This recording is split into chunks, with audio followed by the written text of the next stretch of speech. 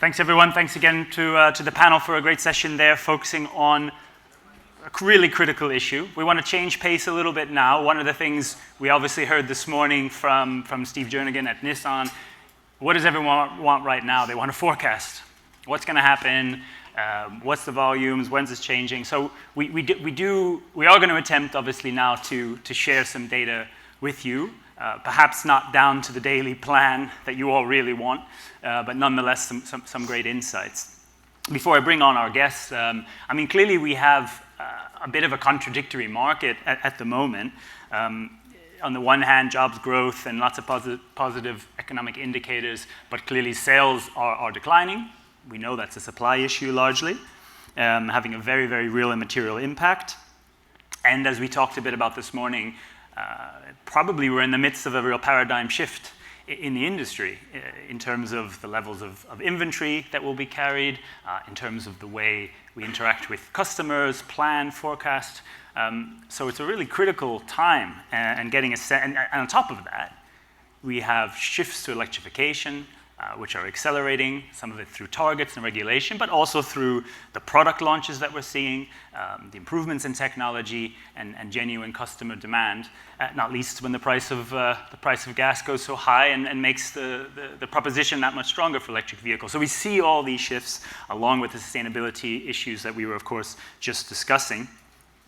And our next speaker is really very well known for knowing this marketplace, for sharing data, really putting it in ways that we can understand, and covering such great ground. He was for quite some years at PwC. Recently moved to Eaton to head up the global market intelligence division there. So I'm really pleased to welcome virtually, because this is also part of our new normal, virtually Brandon Mason. Brandon, very nice to have you with us. Hey, Chris. Good afternoon, everyone. So I know Brandon's a bit sad and jealous that he couldn't be in Southern California, although he is in the wonderful Detroit. So we can be jealous there too. But the real thing is that Brandon can wear whatever he wants on the lower side of the body. So I think at the very least, Brandon, you've got that over the crowd. I'm appreciative of that, Chris. You guys have no idea what I'm wearing below my midsection here, so assume it's khaki pants, but let's go with that. So we'll focus on the upper side and also the data.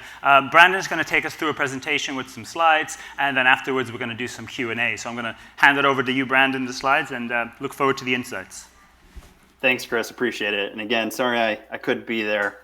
If anybody from the Michigan contingent on your way home wants to pick me up a double with cheese from In-N-Out Burger, I would be eternally grateful. But hopefully I'll see you guys at the next event, or worst case next year at the event out there in California. So let's jump into it. My comments today are focused primarily around the U.S. and the North American market. I think for everybody that's seen the chip impact continues to be an issue. The forecasts have varied depending on which forecasting house you're looking at, but anywhere from 9.5 to 10.5 million units of lost production this year. The net impact of that is that our top line is going to be probably around flat for the year, and we're hoping for some marginal improvement next year. The story isn't all that different for North America in terms of where we see the output and the same constraints, but we'll jump into it, and I'll try and take you through each of the basic building blocks of the U.S. and North American forecast, and as Chris said, we'll save a little time at the end to have a little conversation. So let's start with U.S. light vehicle sales.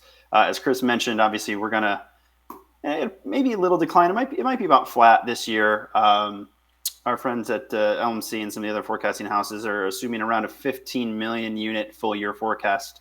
That's pretty flat compared to last year at 14.9 million. We had through the first, I would say 6, 7, even 8 months of the year, we had really strong forecast numbers. Sales far outpaced assembly, and obviously that was because we had inventory to draw down upon. That is no longer the case, and because that inventory is drying up, so too have the sales numbers. So it's going to be a little bit of a rough finish to the year. Typically December is a very high month. We know, with lots of incentives, lots of year-end deals, and a big spike to finish the year. That's probably not going to be the case this year, again, just because we don't have any vehicles to sell. So again, about forecast this year is probably around flat. Next year, we expect to see a modest improvement, anywhere from 3 to 4%, probably in the 15.5, maybe up to 16 million units on the high side. But I think everybody would appreciate a cautious approach to next year and not get ahead of ourselves, because we still have lots of hurdles that we're going to have to overcome next year. So again, flat this year, slightly up next year, call it 15.5 to 16 million units for the top line forecast. All right, let's talk a little bit then about what's driving the numbers. So if we go to the next slide, and for those of you that were with us in Detroit last month when I spoke to this sort of illustrates the inventory situation a little bit more detail. So you can see in the left there, all the way back when the pandemic started, inventory for the U.S. was about 3.8 million units. We've gone all the way down to about 1 million units. And now I will say it's interesting, if you look closely, the September versus the October inventory, it actually increased by about 45,000 units. And so, there were questions around, is demand softening? Is inventory on the rebound? I think it's a little premature to say that. What I will tell you is, if you look below the top line of the numbers, a lot of it was GM, Ford, and Stellantis marginally improving their inventory. Now, I think the assumption there was that glut of unfinished vehicles that I think all of the OEMs have committed to finishing by the end of the year are starting to get finished. And so I think some of those are starting to come back into, and we're going to see those now in inventory. Again, those typically get counted as regular production, even if they're not finished, but they're not going to get counted in inventory until we actually see them hit dealer lots. And by some estimates, I think earlier in the year, they had upwards of around 200,000 units of unfinished vehicles. And so it looks like they're well on their way to finishing all of those vehicles by the end of the year. Now, that comes at an expense in some cases, right? We've seen, obviously, the downtime announcements. In some cases, the plants haven't come back at full capacity. We've been down a shift or 2 shifts. Maybe the line rates have run a little bit lower. But I wouldn't take that slight uptick in inventory as necessarily as a super positive sign. I think it's going to remain depressed for quite some time through next year. We might see some marginal gains. The question is, what is the new normal of inventory? And so I kind of just did a few targets there. If we assume that annualized sales of 16 million units, and again, we're looking at 15.5 to 16 for next year, perhaps, what would it take to get that 45-day supply, 60-day supply, 70-day supply? I think everybody agrees the industry is not going to go back to the 90-day supply of roughly 4 million units. So whatever that shakes out at, whether it's 2, 2.6, 3.3, whatever, we're probably not going to see that next year. So it's really a question of 2023 and beyond. What do we think that new normalized number is at? And the other thing that we have to keep in mind is that an increasing number of those vehicles are going to be electric vehicles. And so do you have the same level of inventory for electric vehicles as ICE? Early days, there might be some shaking out of that sort of dynamic, right, in terms of the day supply. So it'll be interesting to see. But if you're interested in doing your own modeling and what would it take the industry to get back to these numbers, you can kind of do the rough math there using the chart. But I think ultimately, what the industry has always said is we're going to be disciplined with inventory, so we don't have to put high levels of incentives on vehicles. So I think the trick for the automakers is to try and find that middle ground, right? So that you have coverage in the event of another supply chain issue. And let's hope, just riffing off what the last panel said, that we don't have another major supply chain issue for a while. It's a bit more manageable than what we're going through right now. But to find that middle ground, so they have a little bit of a buffer if something does happen, but not so high that they have to start really increasing incentives. And so if we move to the next slide, I think this illustrates it nicely, just kind of where we're at and what's transpired in just a few short months. So the chart on the left is U.S. light vehicle incentives. So at the start of the pandemic, incentives were record highs. I think there was some push from the automakers to say, hey, we're afraid that demand's going to fall off a cliff because everybody's inside and we're not sure how bad the pandemic's going to get. So let's put some added incentives on our vehicles. Well, they quickly realized that they didn't need to do that, right? Vehicle demand was never going to be the issue. And so they started ripping off the incentives pretty quickly. And as you can see where we're at today, we're at $2,000 is the average incentive on each vehicle sold in the US. A pretty remarkable drop. At the same time, if you move to the chart on the right, our average transaction prices have shot way up. So this makes sense, right? If you think about it, automakers are prioritizing their high margin, high price tag products to build. at the expense of some of the lower margin products. If you think about the downtimes and things like that that have been announced. So the average transaction price, I mean, and it's crazy to think about, the average transaction price, almost $43,000 for a new vehicle in the US. And so it's funny, I think I heard the previous panel talk about, the impact of gas prices and things like that. Look, I do think that fuel prices play a part in sort of accelerating the adoption of electric vehicles.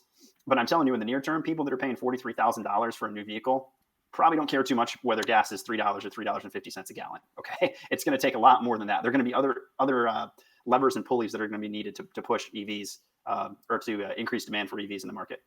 The other thing I want you guys to take a look at is incentives as a percentage of the average transaction price, which is the other line there. It's the blue line if you squint really hard. Normally, the industry says that if you keep incentives as a percentage of ATP below 10%, that's usually pretty good. And you can see historically we've kind of bobbed above and below that threshold. But right now, 5.9%. So look, the automakers, do they wish they could be selling more vehicles right now? Absolutely. We all wish that, right? The vehicles that they are selling right now are extremely high margin products, and they're doing that with very, very little incentives. Okay. The other thing, and this is maybe a good opportunity to take a step back and talk about the broader issue. If you look at all of the the Q3 earnings reports that we've seen over the last several weeks and concerns around the economic outlook, a lot of it has to do with inflation, and we're all dealing with high inflation right now. I think the September number was around 5.4%. That's a pretty high number, especially when you think about the Fed's goal is to keep inflation at around 2%. And as we know, the Fed funds rate has essentially been 0% since the start of the pandemic. If you look at what Chairman Yellen and others have said, it's increasingly likely that we're going to see a rate increase next year to help sort of stabilize that inflation. They have said that they feel that and I quote, normalized market of inflation will take place next year, and that would be around 2%. We've got a long way to go to get there. I don't think we're going to turn the page to January 1 and see that. I think that's going to take a little bit of time, but I think that's their goal, say by the end of next year, to have inflation in check at around 2%. But the quickest way to get there is obviously to raise interest rates to kind of tap down demand. But as we all know, demand remains extremely high in the automotive sector. So raw material cost and logistics costs and things like that are probably going to remain elevated in the interim. So it'll be an interesting dynamic next year to see the tools that the Fed has at their disposal to try and mitigate some of that high inflation. And then just for a spot check, auto finance prices, I think the average prime rate now is around 3.5%. Again, hasn't really, usually the lower that is, that's great because higher demand for vehicles. Again, that really hasn't had an impact on demand as we've seen. It's more the lack of supply. All right, moving on. So let's talk about consumers and how they feel. Again, we talked about demand remains pretty high. I think most folks here are familiar with the U of M Consumer Sentiment Index, but just background, it takes a look at a lot of different aspects of the economy and just kind of gives a sense of where consumers feel, what's their confidence level around the long-term outlook for the economy. So if you look at the chart, that 72.8 index number is the latest number we have. That's the October number. But you can see it's been steadily declining since the start of the pandemic. And actually, I shouldn't say it's probably a little bit of a lag. It's more so as we got into Q1 of this year when we really started to see all the supply chain issues and obviously the chip impacts and everything else going on. The jobs reports, the economic numbers haven't been great. And obviously the inflation that we're seeing is having a downward impact on that as well. I will say, there's some good news. The October jobs report was really strong. 530,000 jobs were added.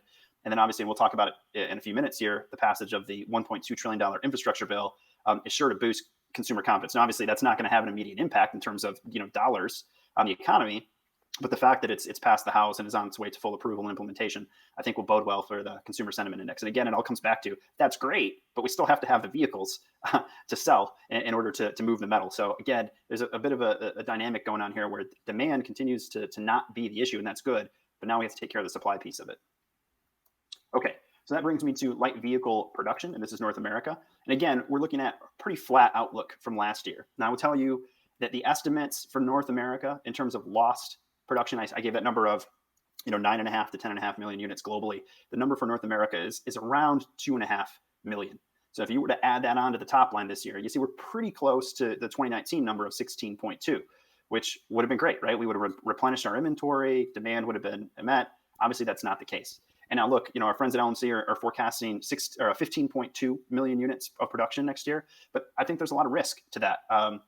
If anybody attended the OESA conference in Detroit earlier this week, they had one of the chip manufacturers that actually talked about this, right? I mean, the type of chip that's being demanded by the industry is a chip that takes a very long time to manufacture. Not only that, and I think I mentioned this in my comments last month in Detroit, it's not like demand is static here. It's not like demand is standing still. Demand for new vehicles, especially as we get more electric vehicles, which can take 10 times as many chips as combustion engine vehicles, demand for consumer electronics and video games and everything else, right, is going to continue to increase. And so there's this discussion now about incentivizing manufacturers to localize in the US, and they're trying to get a bill through Congress.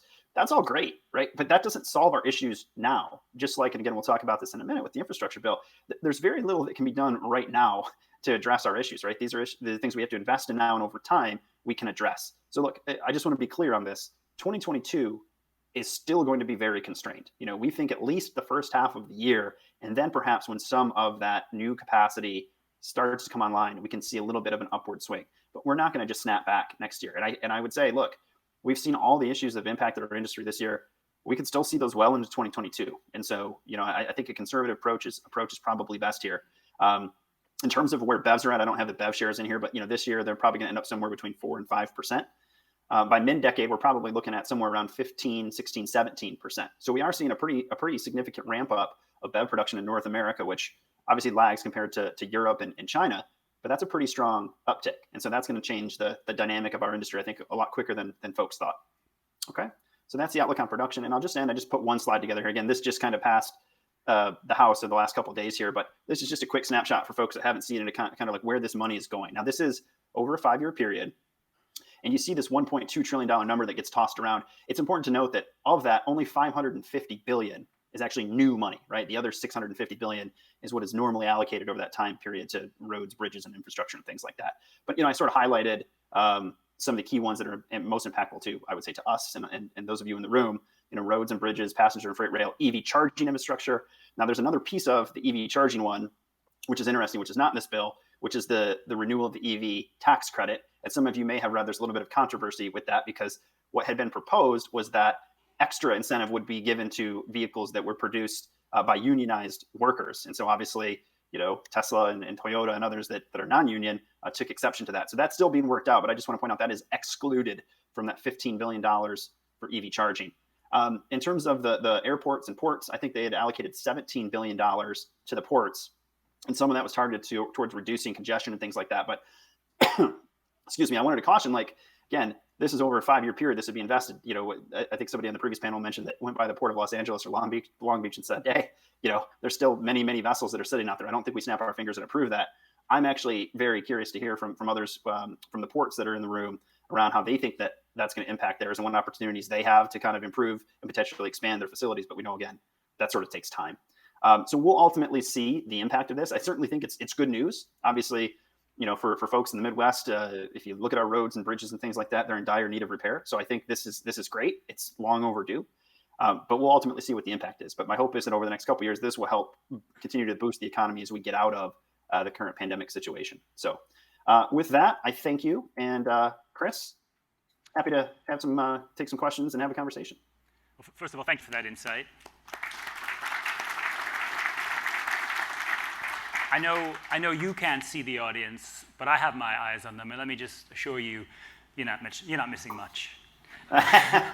No, in all seriousness, wrapped with attention, and everybody's obviously quite interested to pick up these insights, and we'll make sure that we can share slides and things as well too to get that data. I will go for some audience questions, but Brandon, I just kind of wanted to kick us off. You talked about the average transaction price going up 42,000 plus as the average price now. Clearly, a lot of emphasis on value over volume for some OEMs, and I suppose by necessity. But do you see a structural change there in demand coming, given higher prices and other side that will, to effect, restrain the kind of long-term 17 million SAR? So, are we likely pivoting towards a lower SAR, lower sales overall in the medium term?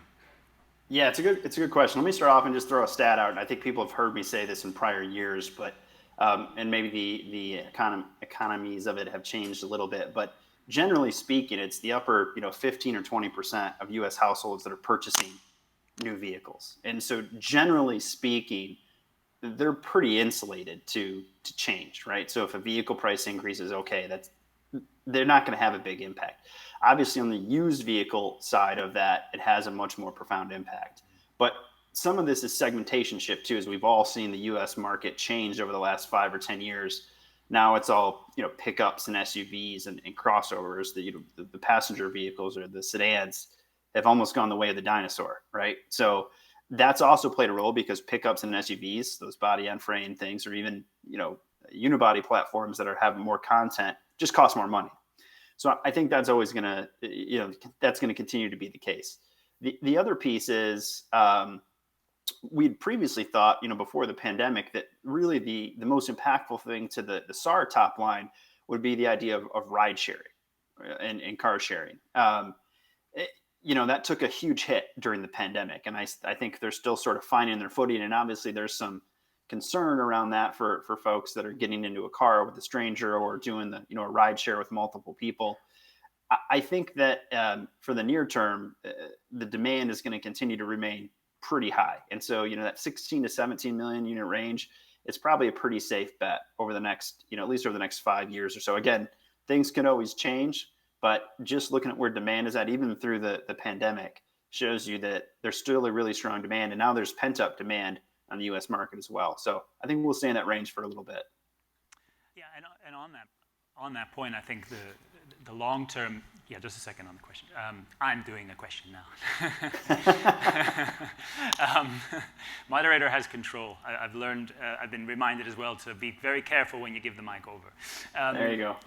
No, just a quick follow up on that, Brandon, because I think the longer term discussion has been as well a kind of perhaps a shift away from private mobility over the longer term, younger generations who get their licenses later, as you say, potential shared mobility and things like that.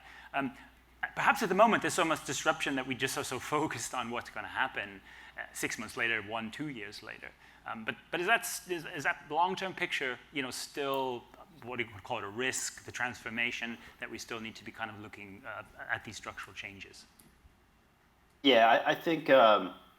And then you kind of froze on my screen, Chris. I'm not sure if you can still hear me or not, but to my end, it's a percentage of the population that own vehicles, right? So, if our population continues to increase, but the SAR remains flat, then okay, right? I mean, you're still going to have that 16 to 17 million number. But to your point, the percentage of the population that drives or has their own vehicles could also decrease. But I do think that's a longer trend thing, and it's yet to play out because I still don't think the idea of ride sharing, and again, some of this infrastructure bill might entice that, right? If you think about investment in light rail or passenger rail and mass transit in city centers, that could improve, the attractiveness, right, of mass transit and get more and more people to get away from private ownership. But I think that's still going to take some time. Great. Thank you, Brandon. Yeah, I know there was perhaps some lags and freezes. That's just part of it. It makes us nostalgic probably for the last 18 months to have to deal with that. But we hear you loud and clear. There you go. We have a question. Yeah, we'll start in the back there, Rich, whoever you saw coming up first. Hey, Bill Kerrigan from SSA. Hey, Brandon, hey, Bill. How are you? Doing good, man. Next 3, 4, 5 years, you see any big changes in imports or exports into the U.S. specifically? And the second part of that question, do you see perhaps maybe a resurgence of building in Mexico? Yeah, two really good questions. In terms of a significant shift to the import mix or, even exports going on in North America, not really. I mean, if you think about the plants that have been announced that are on the radar for folks, you've got the new Tesla plant coming online in Texas and a few others, but I'm not seeing a significant amount, or we're not seeing a significant amount of localization of product that's currently imported. So I'd say over the next 3, 4 years, no. I mean, there could be an assembly plant that pops up. You never know. But I would say probably not. And then the question around Mexico, that's a trickier one again, because again, we're talking about new facilities coming online or perhaps shifting, assembly from whether it's Canada or the U.S. to Mexico. I know that always becomes a bit of a touchy topic. I think every automaker is going to be a little bit unique, obviously, with the USMCA thresholds and protocols and things like that to meet the requirement for tariff-free stuff. That probably requires some deeper analysis on my part. But my gut instinct was to say no, we probably won't see a significant shift over the next couple of years in either of those cases. But something we should definitely keep an eye on. And I think for one thing, though, from what we saw in the USMCA negotiations and the risks that maybe Mexico faced, I think at the very least we see continued strength in Mexico as in the existing production. But it will be interesting to see as well if Mexico can transition at the same pace to build electrified vehicles as well, because a lot of the investment right now, Brandon, is when we think about the batteries inside, that's very much going to be in the US, which probably could play a role there too. Was there another question over here? Yeah, we'll go back to Brian. Hi, Brandon. It's Brian Mason with Pasha. Good to talk to my good to talk to my distant cousin. That's right. Good to see cousin Brian. My question is, most of the e-vehicles we've seen entering the market right now are premium priced vehicles, kind of in that upper tier. As in the next 12 to 18 months, we're going to see kind of a wide range of lower priced e-vehicles coming into the market. Have you done any modeling or any ideas what that's going to do to SAR? And are those going to be primarily replacement sales, or will those be net add sales? Yeah, I would say, again, there's probably exceptions to it, Brian, but I would say in general, those are replacement sales. Those are not going to add to the top line. So, if you purchase a Ford electric pickup, right, that's probably not a conquest sale. That's probably replacing a sale of an existing customer. I don't think you're going to, and I think what you're getting at is if you have those lower, more entry-level price vehicles, will that maybe pull some consumers up from used vehicle sales, or folks that, it was previously a little too high for them, pulling them to. There could be some of that, but I do think you're just going to see, because if you look at the top line, I mean, it's pretty steady after 2023 once we get back to the theoretically unconstrained piece of it, right? And you see that actually globally. So it's not just in the US, Europe, and even China, right? I mean, and China will continue to grow a little bit in some of their more emerging parts, but it's basically a lot of that is just swapping out a BEV for an ICE vehicle. Because if you look at ICE production over the course of the forecast, I mean, it drops off pretty dramatically. So unfortunately, I don't think that's going to add a lot of new folks or new SAR to or sales to the top line. But it will, in fact, just sort of replace some of the legacy ICE applications. Just to turn to the infrastructure spending for a moment, and I appreciate, as you said, only 550 billion is new. Only, yeah. I know. I think Elon Musk lost that much this morning on Twitter. But besides the fact that this does imply quite a lot of big spends in areas, do you think the infrastructure on charging, electric vehicle charging, is enough, or is going to move the dial in some ways too, to support the growth in electric vehicles? Oh boy, that's a tough one, Chris. You always ask the tough questions. I guess for good news, better or worse now, is that the penetration rate's so low, so we still have time to get there. I think more will be needed than what is announced in that bill, not just to meet that. What do we think it's going to be, 15 or 16% 4 or 5 years from now? But what comes after that? And so what I worry about is that we make a big fuss about the investment that we're going to make over the next 4 or 5 years, and then we stop. I think continued investment will be needed beyond that. Again, I mean, the difference between 5 to 10 to 10 to 15 to 15 to 30 is pretty big, right? And I think most forecasts for the U.S. have us in that 25 to 30% range at the end of the decade. That's going to require a significant investment in infrastructure, in charging stations. And I just want to go back to Brian's question there. Brian, one of the interesting things I think that we will see, though, is on the fleet side of the business. There could be some upside opportunities on the fleet side of the business. Again, you think about the delivery vehicles and things like that are out there. And we've seen some of the manufacturers, Rivian, for example, focus on that with their Amazon delivery vehicle. So I do think there's an upside potential there, especially as we think about trying to meet demand for all of the e-commerce and other things that are going out there in the world. Of course, now we need workers and drivers to fill those vehicles. That's probably another topic for another day. But I do think there's a lot of upside on the fleet applications, whether it's taxis or delivery vehicles or things like that on the BEV side.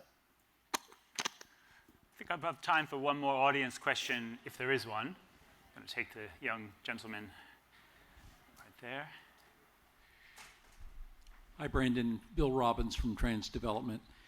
I was wondering if you could speak a little bit more about inflation and how you see the cost of things moving here as we go forward. There's a lot of talk right now about, well, if you prove the logistics chain, then there's going to be a settling down of inflation, but there's also a lot of feeling that we're just seeing increase in price. I can tell you that from the construction side, if we were to go and do a bunch of EV battery chargers at terminals right now,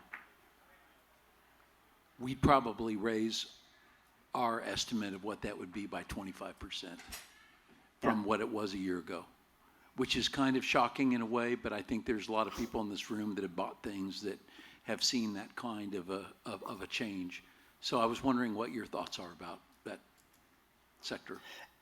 Yeah, no, it's a great point, right? Because I mean, inflation is not equal. It depends on the sector that you're talking about, and obviously, in automotive, again, if you think about the materials that we use in our industry, especially of the rare earth variety, and then obviously we're adversely affected by chips, and obviously now with shipping and logistics,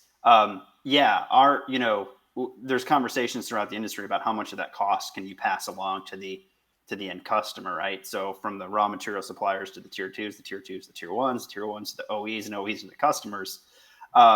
That's not surprising that it would be more than the sort of 5.4% that I mentioned earlier. And so it's going to be a real problem. And I think a lot of people are worried about it and are calling on the Fed to take action to try and tap some of that down a little bit. So again, that's why going back to, do we think there's going to be a rate increase next year? I think there's going to probably be several. I mean, we've been at 0% for too long. There are obviously other tools that the Fed can use, but that's the primary one. What they don't want to happen is that, you drop demand down so far that, well, now it's no longer a demand issue, right? I mean, we're not trying to just stop economic growth. So it's got to be done carefully. But I think that's the biggest concern for folks. One of the biggest concern for folks going into 2022 is, when's the inflation gonna slow down? I mean, just ask our friends in Brazil. They know all too well about high continued inflation, the impact that can have on your economic planning. So we'll see, but I would expect that would be the first step by the Fed, and then hopefully things will start to calm down a bit from there. But as you said, the things that we deal with in our industry aren't as easily as controlled by that. So there might be a lag for some of the sectors of automotive. I think if someone came, I don't know, from another planet and ordered a cappuccino this morning and saw the price of it, they'd probably, just get a sense of where we're going on things like that. But you guys are in California, Chris, so things are more expensive out there. I know. We'll find out the hard way. I think if I go too much longer, there will be some water bottles thrown at me because people want to probably get to lunch. But so the last very simple question: is it a good or bad time to be a legacy OEM? You mentioned some of the new names, Rivian, Lucid, who started production. You've told us the top line is probably not going to grow that much, right, on the volume side. So it sounds like there's something to be lost. So is it a dangerous or a good time to be a legacy OEM? Well, I think it depends on your strategy, right? And I think most of those legacy OEMs have kind of fallen in line with, hey, we need to get serious about this transition to electrification. What we can do is we can use some of our legacy products to help fuel that transition, again, leveraging high margin ICE products to help fund that transition towards electrification. But now is the time to get in. I mean, I would say the risk level is higher than ever if you don't start to make that change and commit to it. So I would say, I don't know if it's a good time or bad time, but it's a crucial time. We're right at the precipice now of investing in the future. And if you wait much longer, then you've got some pretty high risk. But what I've seen so far is at least most of the legacy OEMs are talking a pretty good game. We'll see if they follow through the next couple of years. We will, and we'll be talking to you about it along the way. Thank you so much, Brandon Mason. Thanks, Chris. Thanks, everybody.